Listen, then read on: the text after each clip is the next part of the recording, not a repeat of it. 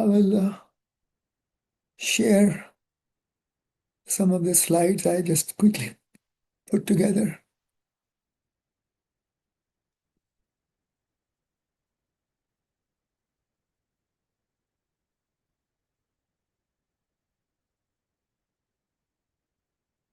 Are you able to see these slides?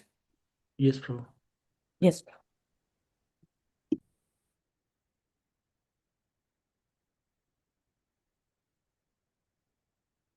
So this is too much to do here, but I was listening to a lecture from Gauranga Darshan Prabhu.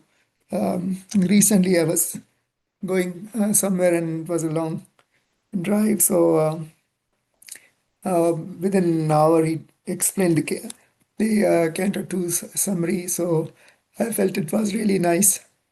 So I just tried to put it together and took some references. So please forgive me of any mistakes because this is really a very, very beautiful canto. Small book, actually, in comparison to the other books, but very nice.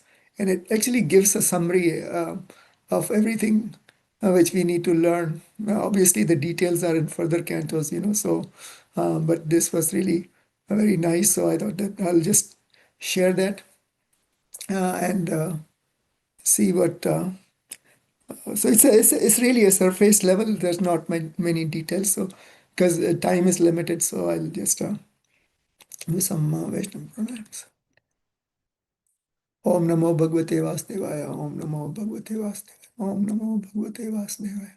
Narayana Namaskutam Naram Chaiva Narottamam Devim Sarsatam Yasam Tato Jayam Vidriyat. Nishtaprayo Shiva Abhadresha Nityam Bhagavate Sevaya. Bhagavati Uttam Sloki. Krishnaya Vasudevaya. Devaki Randanaya Cha. Nanda Gopakumaraya. Govindaya Namo Namaha. So the inquiry of Parīkṣit Maharaj was that what's the duty of a person at the time of the death. So this is the main inquiry from him, from Śukadeva Gosvāmī. He was supposed to die in 7 days. So Śukadeva Gosvāmī's reply was about really what's the foundation, what's how, what's the purpose of life, the nature of the universe and nature of the Supreme Lord, and what's the supreme path of bhakti. That was his really answer, which makes the foundation of understanding of the whole Śrīmad-Bhāgavatam. So I'll just dive into it without any further. So in the chapter 1, he's beginning his teachings by saying that it's really, it starts with the materially powerful persons who would not really know about the Lord. Where do they start from? They have their lives really entangled, just like animalistic lifestyle, where they just eat, go to sleep, wake up again, just the same routine lifestyle. So where they can really start from. So the Noah's, starting off, how do you really start practicing bhakti, or how do you start practicing spiritual life? Not even bhakti. So it's just like, somebody goes on vacations, how you see that there are, nice buildings. You go to lakes, see mountains, see how, this scenery around you. So how do you really convert that scenery into looking at everything, as part of Kṛṣṇa? So he starts with that okay, it's nothing if these people are or materially very very impoverished, not impoverished, but impoverished. They have everything, and they are not really engaged in any spiritual life. That's where they start from the Virāṭ-Rūpa. So looking at the universal form, in fact, whatever we have around us is the universal form. So like the mountains, think of mountains as his bones, rivers as his veins, trees as his hair, sun as his eye, wind as his breath. So there's so many comparisons given in that. So the most important duty at the time of death is to hear and chant about Krishna. So that's the conclusion from this chapter. So I have only one slide per chapter. I've not really gotten much details, but I think that's how he explains. So this is very nice. I thought, so in the chapter 2, uh, so what's beyond the universal form? There's more. What's more intimate conception? That's the next level from the universal form. That person then could come into that Paramātmā stage. Now, sa- Paramātmā was the super soul was residing in everyone's heart. So Sukadeva Swami is explaining that the super soul is the one which guides the living entity, which is like sitting in our heart, and it can be realized by purification through our devotional activities. So again, how can one get to realize Paramatma? Is again by chanting the holy name, hearing about Lord's pastime, and worship without selfish desires. So the key thing which I learned from this was that even if one performs this imperfectly, can achieve success. So no matter, like, even we are chanting the name of Lord now, and I think at least myself, I've I have so many imperfections in chanting, but still, I think this chapter gave that the realization that that keep going.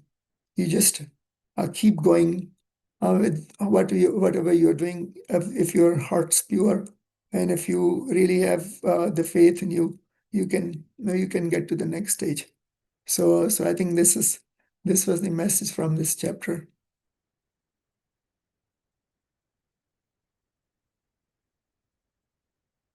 Okay, I'm not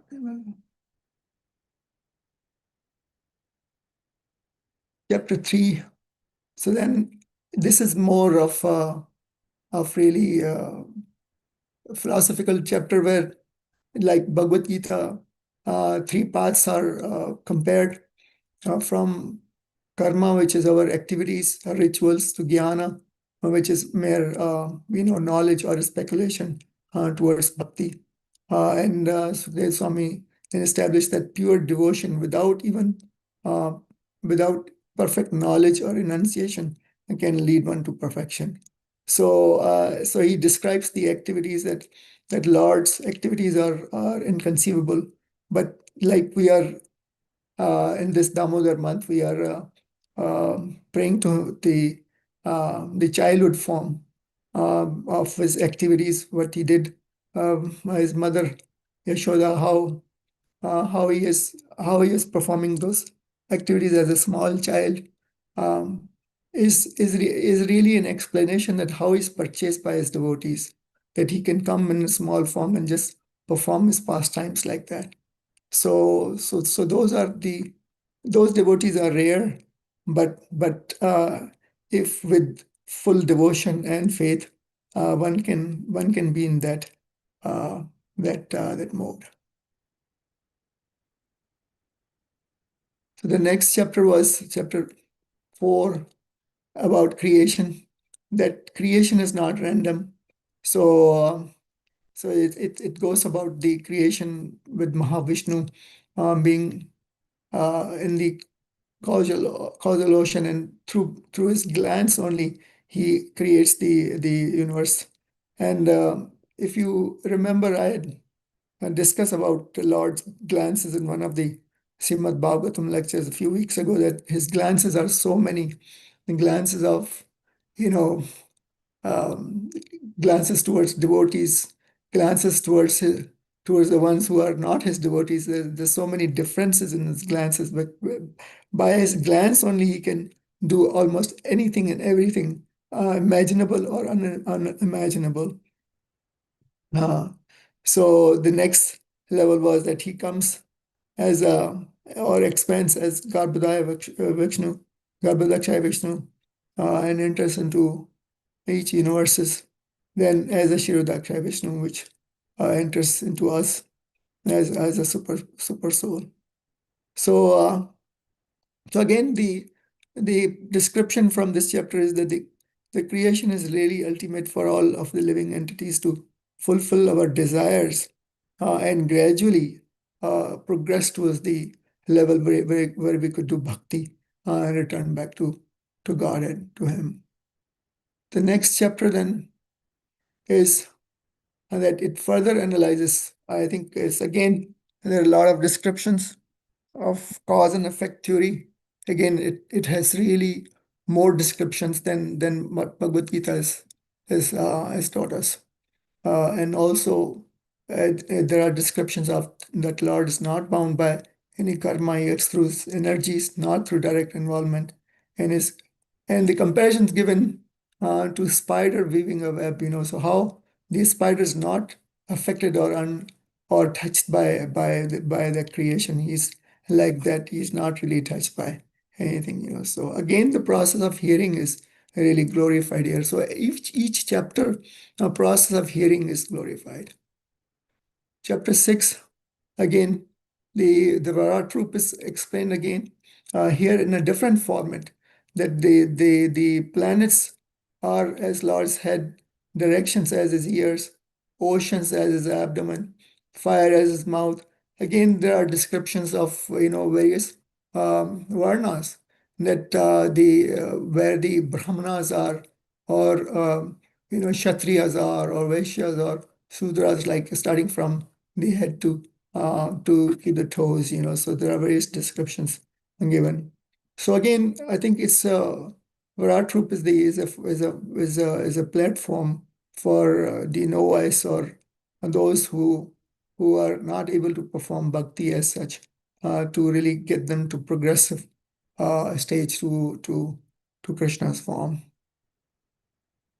Then the next chapter again is a list of really prominent avatars from Matsya to Kalki. So descriptions are given of each avatar of just very small description, because these are described further in detail in the other chapters of Śrīmad-Bhāgavatam. Not limited to these, but there are many other avatars also. Kapila Deva and other descriptions are given here. So these, again, it's said that all of the above mentioned incarnations are either plenary portions or portions of plenary portions of the Lord. But Lord is the original personality of Godhead. Etecham kalapamsa Krishnastu Bhagwan Swayam. So he's the original Bhagwan, not merely another avatar. So that chapter really emphasizes that. Then basically the Śrīmad-Bhāgavatam is really over in second canto. There's no, because the supremacy of Lord Krishna is really very well established by Second Gosvāmī, by various references, and also the discussions of Narad Muni with Lord Brahma. But Mahārāja Parīkṣit, this is really just the beginning of his 7 days. So he had so many other questions. So the other questions then appear, and that's the whole subject matter of Bhagavatam later from Canto 3 is based on these questions. That why does Lord appear if he is unborn? How does he engage in material creation? How does the jiva become entangled in karma? And how one can be liberated? There are other questions also, but these were his main questions, which really forms the follow-up of all the other chapters. So then going to the chapter 9, this again describes that here in this chapter, Lord Brahma is conversing with Narad Muni, Narad Muni has a lot of questions from Lord Brahma, that Narad Muni is saying that, Lord Brahma, I thought you are the one who is the supreme, but there is more supreme than you. Then Lord Brahma explains to him the whole sequence, that how he was born and how he performed tapasya for 1,000 celestial years, and how he had the vision, and how he was told what to do next. So I am not the creator. I am just the caretaker and secondary creator. The actual creator is the Lord. So I think this whole discussion is in this chapter 9. Very nice chapter. And we actually were going through this with Ramacharya Prabhu in our Bhakti Vaibhav class also. So again, the main gist from this chapter was to that it's with the glance of the Lord, everything really gets manifested, and with activation of time and modes, and with manifestation of Mahatattva, So finally, the last chapter, that that this actually goes into the inconceivable nature, and I have a couple of more slides of this chapter, that no one can really fully know him through speculation, and he's beyond time, space, and matter.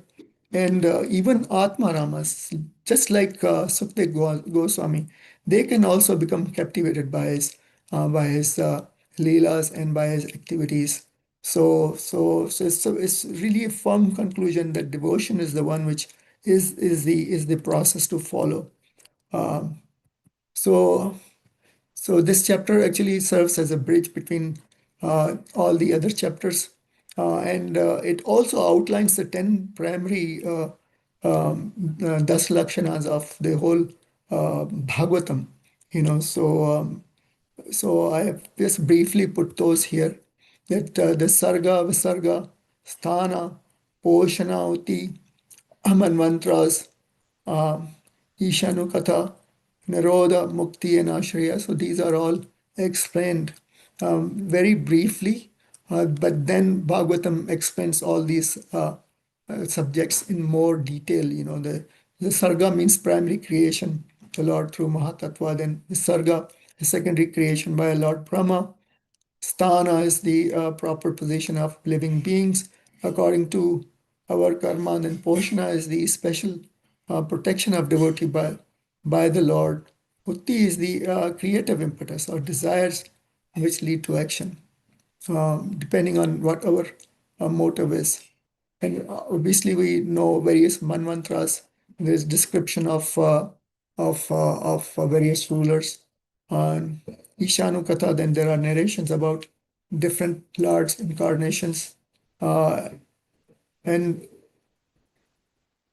finally, Nirodha, Mukti, various types of liberation described in Ashraya at the end, the supreme shelter, who's Lord Kṛṣṇa himself, and source and end of everything. So in conclusion, Canto 2 is really a profound synthesis of the spiritual science. In fact, Canto 2 has the Chatursloki, which in Bhagavad Gita, is compared to spiritual science by, in every science we have this experiment. Like there is a hypothesis, then you perform an experiment, and then you have the results. So those are the three components of any science. That hypothesis, performing the experiment, and seeing the results. So it's like the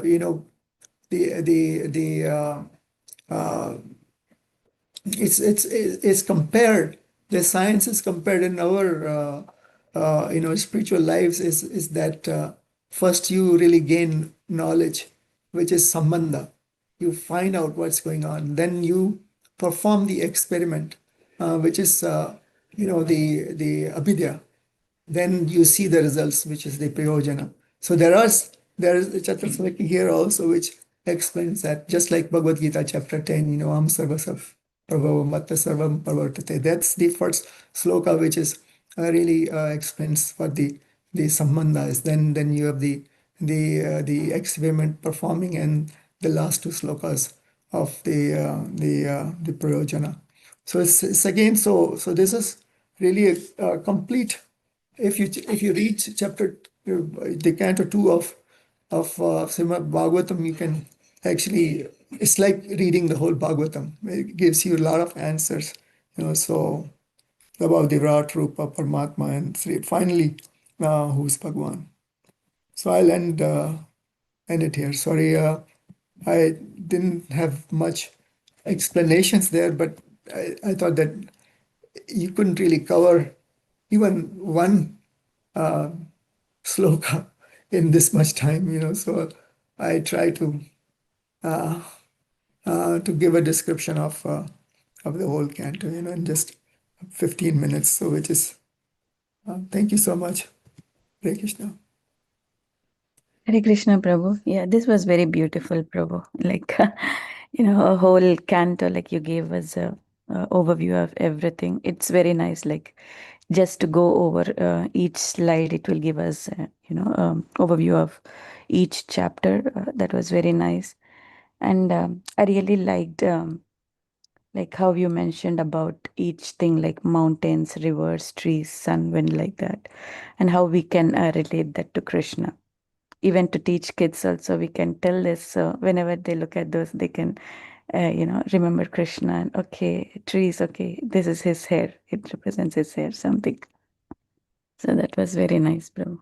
Thank you so much, Prabhu.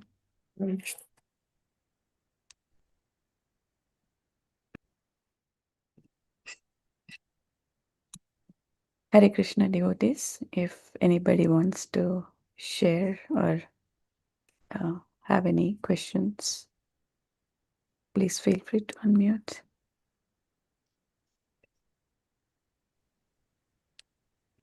Hare Krishna, Prabhuji, Dandavad Pranams.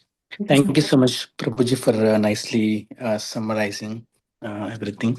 So actually, one point that really struck to my heart was like, so when you mentioned like, so actually the second canto itself, I mean, whatever Sukadeva Gosvāmī wants to convey, that is done. The remaining 10 more cantos are yeah, basically came from the questions that Parīkṣit Mahārāja asked, right? So that actually, yes, so made me realize that the importance of pariprashnena sevaya. Unless and until we question, then yeah, so the Guru may not reveal everything, right? So that really, yeah, that's my real. Thank you, Prabhuji. Hare Krishna. So I think the conclusion was already made there, but further questions, further asking, further deep, from speculation to really more inquiries, I think that's where the answers lie. So yeah, thank you. Thank you.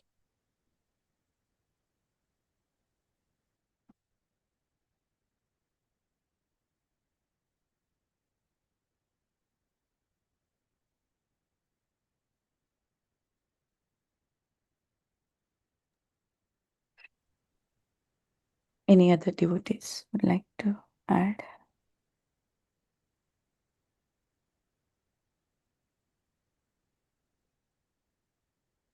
Hare Krishna, Lal Prabhuji. Would you like to share anything, Prabhuji? No, it was a nice presentation. Of course, this cannot be covered, but Prabhu gave the important points of it. Yeah, I want to add something to it, but that may delay Sunny's presentation. So I'll just stay quiet. If I talk, then spoils the whole sharing mood.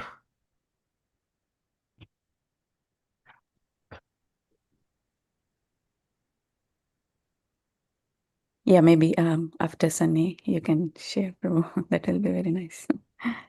Okay, sure. Thank you. Hare Krishna, Sunny. Are you ready? Hare Krishna Mataji. Yes, I'm ready. Okay, let me share my screen. Okay, thank you.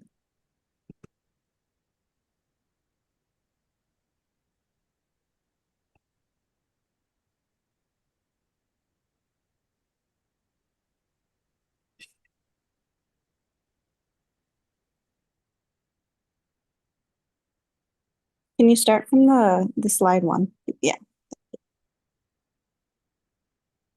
Okay. So I was reading from the Self-Realization book by Srila Prabhupada and other lectures from YouTube and guest speakers we had at coming to the temple. So although I cannot summarize everything from what I've been reading from the book, I just wanted to highlight some of the key things I thought were interesting to me, or just some things to note. So please forgive me if I make any mistakes.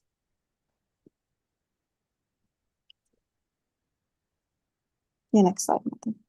Thank you. So the self-realization, I realized it was more of like a foundational, as I was reading the chapters from the beginning, very foundation of what it means to be devoted to Krishna and how we can progress in our spiritual life. So the birth in our devotee family means what was one of the points I wanted to talk about, was how important that is to realize that we have been offered a second chance, or many chances, after we don't know how many births and lives we've taken, that we are in a devotee family. And we've done progress up until our last life, and Krishna is saying that this is another chance, another opportunity I'm giving to you to become close to me, and how lucky we are to be in a position like this. So just being very mindful of how Very fortunate we are, Mhm. and how we can utilize this in our practices in our daily life. And the Abhivagga definition was given in this book, meaning the being free from entanglement. And in Kali Yuga, we know there's so many materialistic desires, and we're always challenged by simple tasks or just every day by our surrounding environment. And it is a lifelong process to detach from material nature.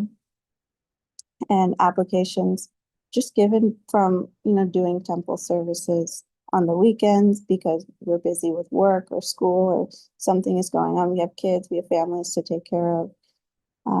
Listening to kirtan when we can. I think that's one of the easiest ways to, when we're cooking, when we're making bhog and prasad, just hearing the holy name of Krishna is so much, it's just better when you have Krishna's mind or Krishna's name in your mind when you're doing these activities that we have to, our duties every day. I think it's also another one, distractions versus challenges. If we think of, like our environment is very distracting when we're in office or when we're in school, we see people who are in different religions, who are maybe not in any religions. But I think we should take that as a challenge of, okay, how can we incorporate Krishna into whatever we're doing? It's not just something that's in our way, but we can go one step further and kind of challenge our mind of, okay, well, how can I bring Krishna into whatever activity we are doing? Another note was that I didn't know, the non-devotee chanting effects. It said that if there's a non-devotee chanting, then it has it's not good. It's not you produce negative effects. Just like if, for example, a snake, if a snake drinks milk or touches the milk that has poison in its teeth or the fangs, so then the milk becomes poisonous. So same way, we should be chanting as devotees with our pure devotion and love and full faithfulness. Otherwise, what's the point? And then coming to master of our senses, that's when we can progress in our spiritual life. But as we said, in Kali Yuga, it's very, very difficult. But as Prabhu just said in his sharing, if we just try, we have to keep trying, and Krishna will make the path for us. He will help us get there if we just show our love for that. Next slide, Mataji, please. So from other lectures, when Anuttama Das Prabhu came, he talked about these points of one, scriptures exist, why do we use them in our references? Why do we use quotes for the Śrīmad-Bhāgavatam or the Bhagavad Gita at the temple when they're giving lecture, or just what is the point? And it's not to just say, oh, I know the Bhagavad Gita, I know all the 18 chapters, I can recite the shlokas, but it's when you really understand the application behind it is what's more valuable than just saying, I know which ones, which shloka came from which chapter, or what canto talked about what. So an example to connect this was when we're excited to take up an assignment from your guru or serve or at the temple, then why are you doing that service? It's you take what we are learning from the Śrīmad-Bhāgavatam or the Bhagavad Gita, and you use that to find a purpose in our devotion and our journey of, okay, I'm doing this because I want to become closer to Kṛṣṇa, not because I don't want to upset some devotee asked me to do it, and if I don't do it, then it'll make me look bad. We should not have that mindset. Having that foundational purpose will give much more further in our Kṛṣṇa conscious journey. And in that process of accepting service for others, we should make sure that we can commit to them and not say yes and then we cannot end up doing it, because then we'll be offending other Vaishnavas and other devotees, and that's not good. That's not what we want to do. And in this yuga, we also have very many different religions, Christianity, Buddhism, Hare Krishna movement. So then what should we take away from that? We cannot be egoistic and say, oh, just because we're chanting the Hare Krishna mantra, we're all of a sudden better than other people who are saying Christ's name or Allah's name. At the end of the day, they're both names of God. But from people who are very, very devoted for Christianity, suppose, we should see how they're willing to just go out on the streets and how they're willing to share how their devotion has helped them and how they've progressed in their life and what qualities can we take from them, what we can observe and how we can relate that to our journey with Sri Krishna. And it's never to say, oh, they're doing, we should convert them, because they will get the opportunity. Krishna will let them, that's their own journey, and they've found it in different ways.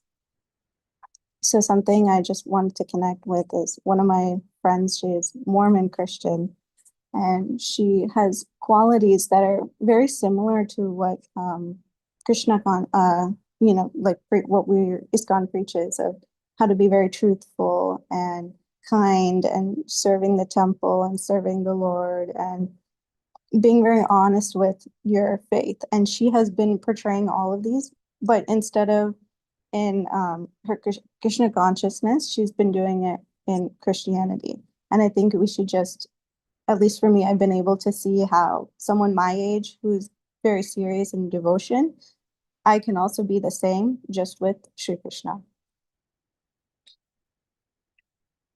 Next slide, Mataji. And this one was from Amarendra Prabhu's lecture from YouTube.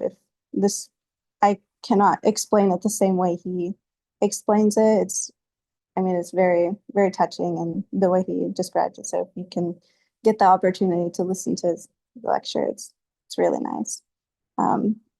We talked about quantity and quality of devotion and how we can go more in depth of when we are doing bhakti, when we're practicing bhakti yoga. So for example, we only have 24 hours, and this time we only have 15 minutes to talk about what we've been reading. But that's a quantity limiting factor, right? But our unlimited quality factor is how we really, really put ourselves in such devotion in our mindset towards it, how we practice bhakti yoga.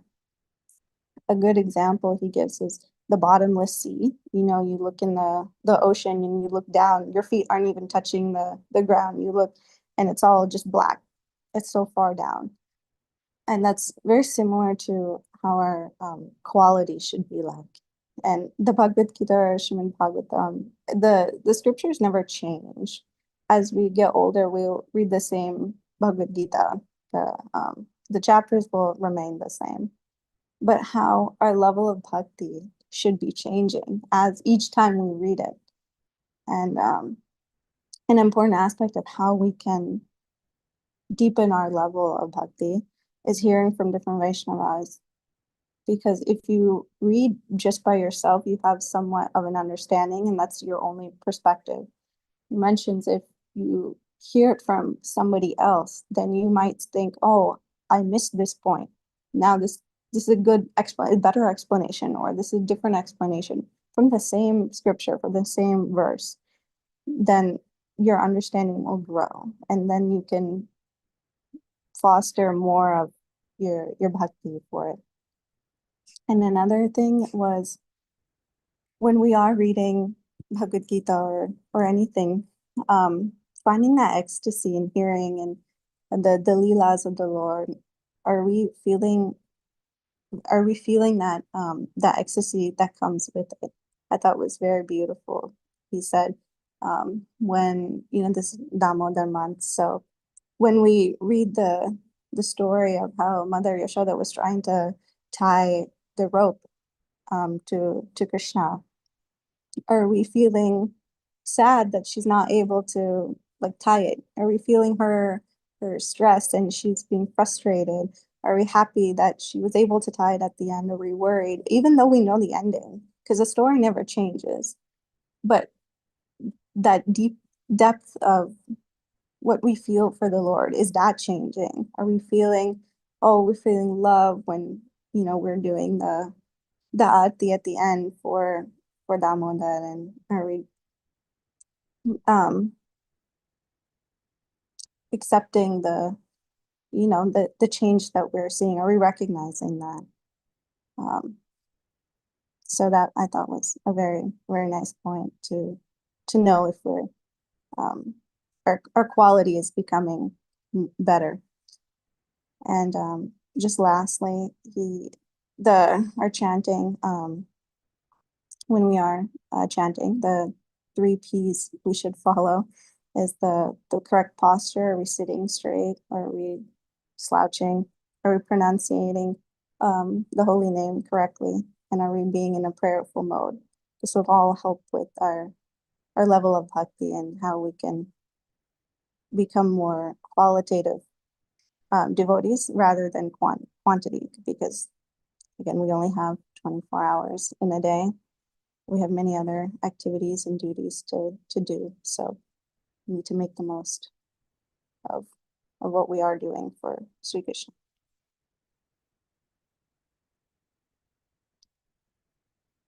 And that's it. There's so many more points from the books, but this is just one I wanted to highlight. Thank you. Hare Krishna.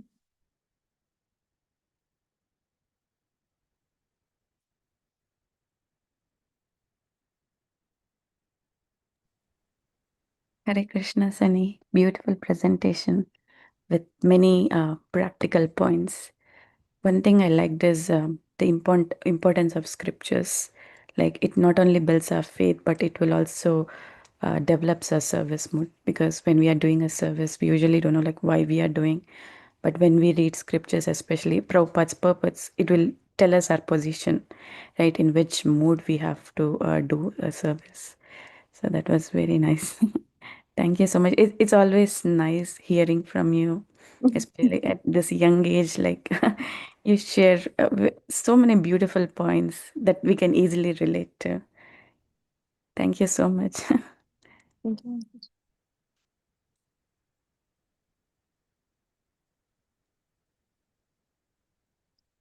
You looks like you're already a self-realized person rather than reading a self-realized book. I just have had never read this book before, so I wanted to start from the beginning. Beautiful, wonderful, nice. You're doing this one.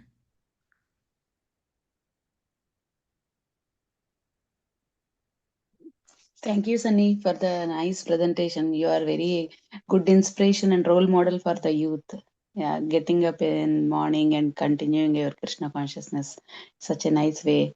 Yeah, you are really a nice inspiration for all of us. Thank you so much for your association.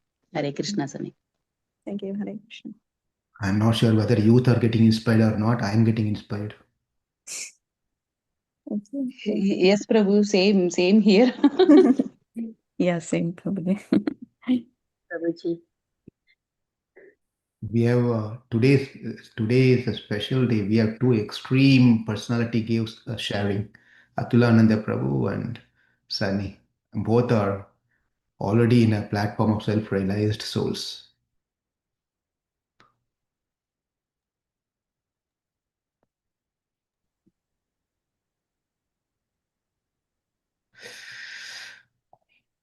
Nice. Extreme could be taken in any way, Prabhu.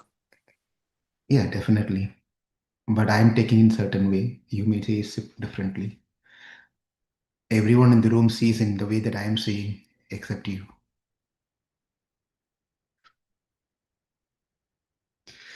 Okay, you can unshare. Hare Krishna Sunny, it was a very nice presentation, and I'm missing your Kirtan actually. So many important points covered throughout the presentation. Great job, Sunny. Thank you. Missing your association too. Hopefully you can come back and visit. Yeah, sure, Sunny. Hare Krishna.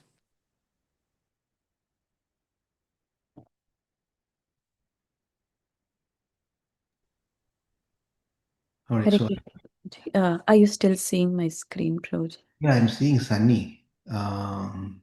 Okay. He has to maybe do something. I'm not sharing my screen, Prabhu. I don't know what. No, Okay. I don't see anything, Prabhuji. Yeah, I'm not seeing any screen share. I'll see the whole group, Prabhu. That's it. Yeah, see, this is what happens. People like me join this. Only find blames. I just want to pick on one particular point that Tulananda Prabhu said on the second canto, when he was summarizing, because that is, I really like that particular one example from Śrīmad-Bhāgavatam second canto. The one which says yata urnanabi srajate, let me find. Yeah, yata urnanabi srajate kṛṣṇate cha. That is how the spider produces the web, and then also the spider takes away the web to within itself. That's a beautiful example of really, that's the closest example of how we can understand the creation and the destruction, maintenance and destruction. The Lord does. There's a similar sloka in Mundaka Upanishad, which is, let me read here. Yata urnanabihi srajyate ghrâneti cha yata pritivyam aushadaha sambhavanti yata satah purushat klesha lomani tata sharat sambhavantihi vishwam. It's a beautiful sloka from Mundaka Upanishad. In Bhagavatam, there's one example is given, like how the spider creates its web, and then likewise the Lord creates everything from him. But here gives another two examples. That is yata urnanabi srajyate ghanati cha. That is the spider example. Second example is prithvyam aushadaha sambhavanti. That is how the herbs and the plants come out of the earth. It's not coming from anywhere else. It comes right from the earth. It comes appears. Yata shataha purushat klesha lomani. Klesha lomani means in purusha. Purusha means in the human living entity. How the hair hair comes from within outside. The hair does not come outside from over here. That's called wig. That is not what we are talking about. If you want to artificially put a hair or something like that, but naturally the hair comes from our side, inside, from outside, like that. Tata yata tata sharat sambhavantiha vishwam. The whole creation is coming from the Lord within. It comes outside. So that's the important point to understand, because if we want to create something, that there's a famous joke or a philosophical joke where it says, a scientist says that God, I can create anything, and God is not the creator. What's great about God? I can create anything. And God comes and talks to him and said, okay, if you can create something, create and show something. Whatever. I'm paraphrasing this whole thing. And the scientist goes out and takes clay, and then has his the equipments, whatever it's in the glass containers and this and that, to mix things and so forth. And the Lord said, make your own dirt, make your own mud. Why are you taking the one which I have already created? And that fails the whole exercise of the scientist. Because whatever we are trying to create is with the existing things, including the AI technology that we are talking now. Everyone is into AI programmings and things like that. It's all not came from nowhere. In the Vedanta teaching, there is two important terminology: Satkaryavada, Asatkaryavada. Satkaryavada, Asatkaryavada. We are all followers of Satkaryavada. Asatkaryavada is where, like, Nyaya Shastra. Nyaya Shastra is one of those six darshana: Nyaya, Mimamsa, Yoga Shastra, and so forth. Mimamsa Shastra, Yoga Shastra, Vedanta, all those things. We fall into Vedanta style as teachings, whereas in the Nyaya Shastra it says Asat Karyavasa. Asat Karyavasa, there is no cause for an effect. If something exists, come into existence, it come into existence by itself, not from something else, because it's an object by new object by itself. It has no relation to the previous one. Example of this one: the cell phone doesn't have an origin. There's no karanam for this or the cell phone, because you don't find another cell phone from cell phone coming another cell phone. Not from one cell phone, another cell phone comes, right? Therefore, it's not necessarily, it's a different, altogether a different new entity. It cannot be the same entity. Therefore, there's no cause for asat karyavada. Whereas satkaryavada is no, for any effect, there is a cause. Without a cause, there won't be an effect. That's called satkaryavada. And the whole teachings of Śrīmad-Bhāgavatam is based on this principle of cause and effect. There is nothing can come into an existence if there is no cause. And the cause is karana and karyam, karanam and karya.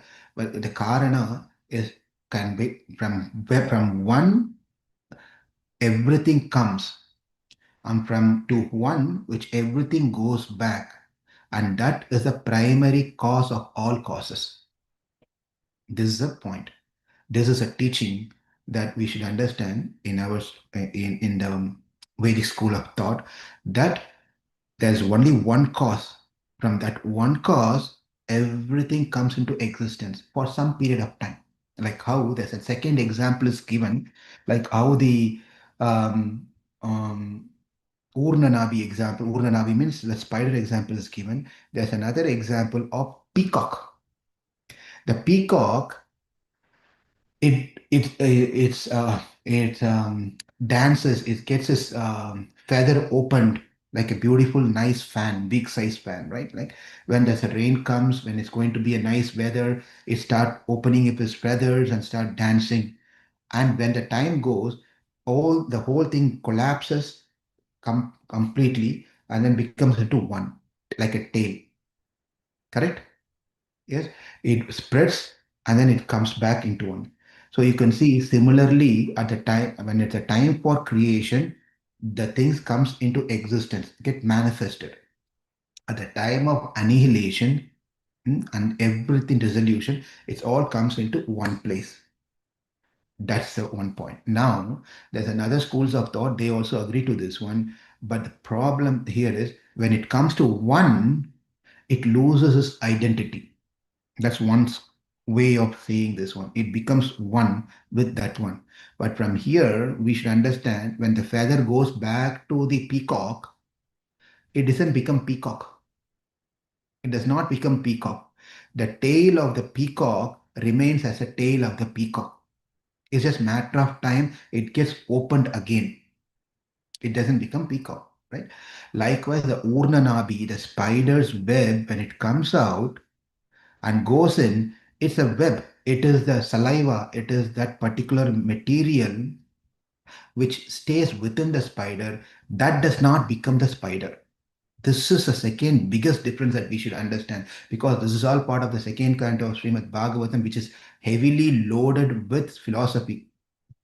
People will, to reach second canto of Śrīmad-Bhāgavatam is not an excitement for many. Like any other chapter, starting from third canto of Śrīmad-Bhāgavatam, all the Hiranyaksha and so forth, everything starts into story format. Slowly starts, that to third canto also slowly starts. But the second canto, to digest and understand and go forward, is going to be trying to chew a rock.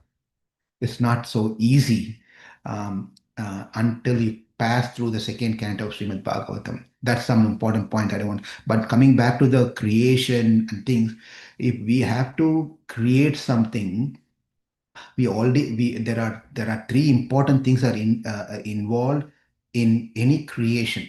For anything that we have to create, there are three things that are very much involved.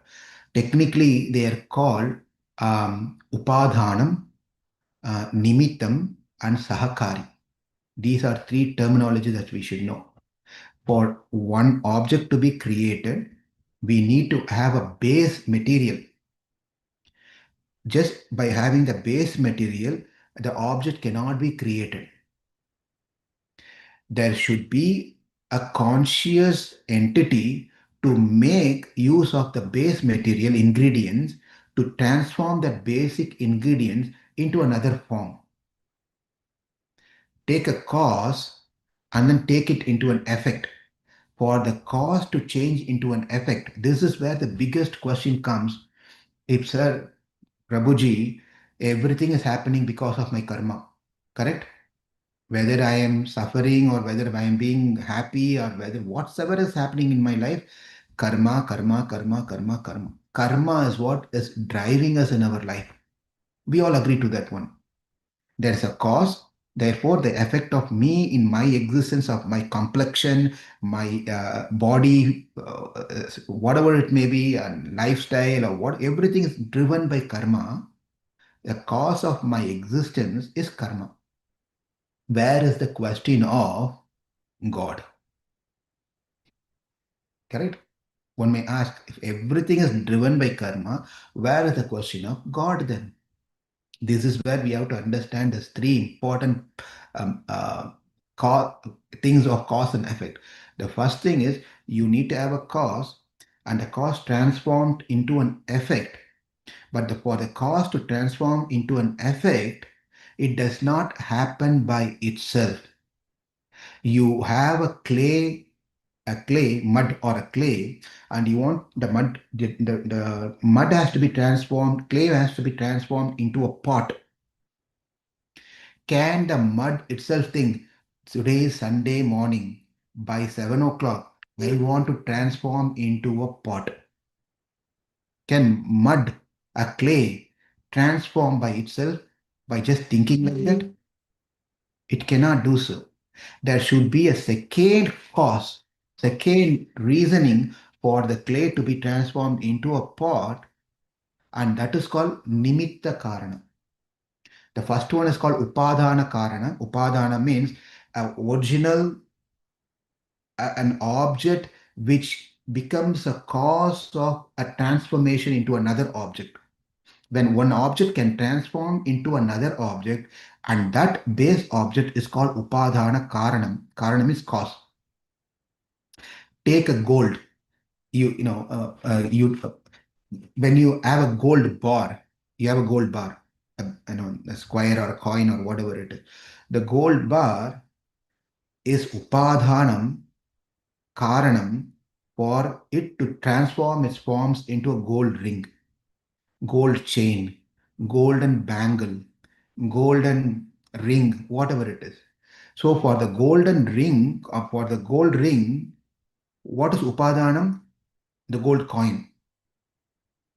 Therefore, this base one, which is going to be transformed to something to else, is called upadana karanam. Now, for the gold to become a gold bangle, golden bangle, it's not going to happen by itself. A goldsmith has to come in between and do his job of transforming the gold bar coin into the gold ring. And that person who does this one is called nimitta karanam, instrumental cause. The first one is material cause, upadana karanam. Second one is instrumental cause, where he is the one consciously thinking, with this gold coin, I want to make this not into a ring, but into a bangle. Who makes the decision? That person who's conscious, who has consciousness, who has intelligence, thinks that I want to make this into a gold bangle, not gold ring. Right? That's how the karma also works. The karma, yes, everything that we have in our life is caused by our karma, but for the karma to exactly, my karma to be affected me, not someone else, and exactly to go through the entire program, a conscious person should be there to decide that, yes, let that happen. Right? So cause, upadana karanam, and nimitta karanam. Again, this two is not sufficient enough. There's a third karanam, sahakari karanam. Sahakari karanam means, but you may have a clay. The clay is ready to be transformed into a pot. Also, we have a nimitta karanam. The person, the pot maker, the goldsmith is ready to transform the gold coin into a gold ring. He is also ready. But just by having a gold coin, just the person is ready to make, that is not enough. You need tools to make it. For example, you want to make a pot, you need to have a stick, you need to have a wheel, you need to have a water, you need to have etc. etc. etc. All those are called tools. Those tools are called sahakari karanam. Sahakari means assisting. That's what it means. Sahakar, to assist a product to come into an existence. Product cannot come by existence by itself. Therefore, for any creation, there are three things: upadhana karanam, material cause; nimitta karanam, the instrumental cause; and the third is sahakari karanam, the tools as a cause. Now, please answer this question. Now that we explained this one, for Kṛṣṇa to create this entire world, where does the material come from? If I have to create a sambar, idli, vada, whatever it is, khichdi, whatever you can think, I have to go to the shop, buy the ingredients. Ingredients are ready. That the ingredients are the upadhana karanam, and I am the nimitta karanam as a cook to make the use of the ingredients, and the stove, fire, and the pot and spoons, all those things, sahakari karanam. So it's very obvious. I can create a nice pongal, khichdi, whatever I want with these things. At the time of creation, we all know that nothing exists. That's what we keep hearing theoretically, correct? From the books. Nothing exists except one, God, Krishna. When nothing exists, only God exists, and He wants to create this universe. For Him to create the universe, earth, water, fire, air, ether, the basic five elements are needed. Where is it? In the Schnucks, Costco, that he has to go and buy and come? Or where?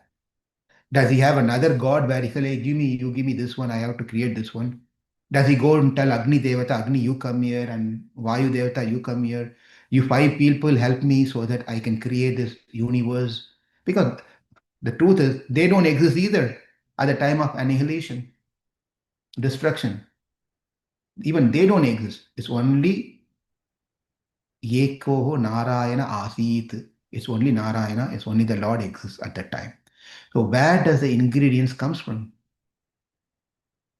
That's where Bhagavatam gives us a beautiful example. What's the example? Yata urnanavi srijjate. Like how the ingredients comes from, yes, like how the ingredients come from the spider inside, the ingredients comes outside, and he makes a web. Everything comes from Kṛṣṇa.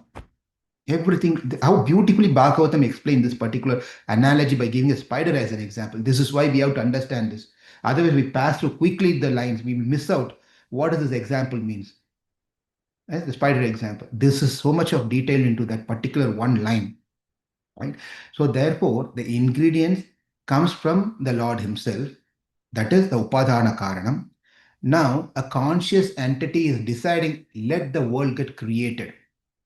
The conscious thing, entity is thinking, who is it? Nimitta Karanam. Who's Nimitta Karanam? Kṛṣṇa is the one who's thinking now, let the world get created. Right? And what is Sahakari Karanam? What is Sahakari Karanam? Sahakari is Sankalpam, to decide to get things created. Right? Like Atunalanda Prabhu said, that Lord's glances are so different types, different things. And he was beautifully giving the Śrīmad-Bhāgavatam class a couple of weeks back. Glances. To go to the higher point to be made here is more than the glance. Even to glance, Lord has to open his eyes and see like this. Yes or no? To if kataksha means the Lord is opening his eyes and looking at us, kataksha, and giving you my kataksha. He has to open his eyes. But in some of the temples, in most of the South India temple you go, the Lord will be sleeping. Lord will be sleeping. You spend all the money, say for example, if Sujata Mataji is on the video, you're saying, Sujata, what's your plan for the upcoming vacation? She said, Prabhu, we all booked the ticket to go to wherever, Hyderabad or whatever place, I don't know, Vishakhapatnam. We booked the business class ticket and we are all going for um, to see someone, and then I'm asking who's it. I'm going to see my who are my friend, etc. And what is your friend doing? Sleeping. What? Yeah, she's sleeping. I mean, like to go and see how she sleeps. You want to spend money and time and take vacation, time off, all those, stop everything to go see someone how they sleep. You will never do that. But the whole world goes to the Lord to see how he's sleeping. What a beautiful thing, right? Lord, they all go to sleep, see how Lord is sleeping, right? But the point here is, the point I'm trying to make, even if Lord may not open his eyes, there is another way that it works. That is called as for Sahakari Karana, which is Sankalpam. Sankalpam is just by his thought. He doesn't even have to open his eyes. He just have to think, may he become a devotee. It's Sankalpam, his thought. Even his thought is sufficient enough. And we may also have thoughts. Nothing works out. If we think, nothing works out. But the Lord makes a Sankalpam. It definitely happens. Definitely will happen. So those are the 3 points that those are the points that I just triggered my thought on this Urnanabi, Yatha Urnanabi, that one statement just triggered me into all those different thoughts. Thank you, Hare Krishna. That's what I want to share.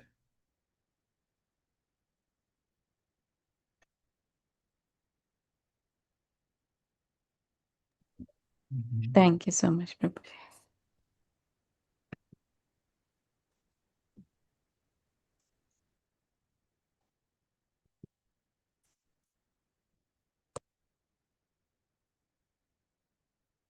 If more comments or sharings, we can conclude our session here today.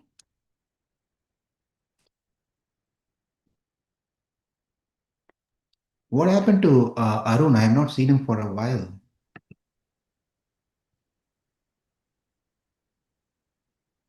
Someone has to call and check. or I can do that. Shanta Mataji, you're good at that. What's happening with Arun?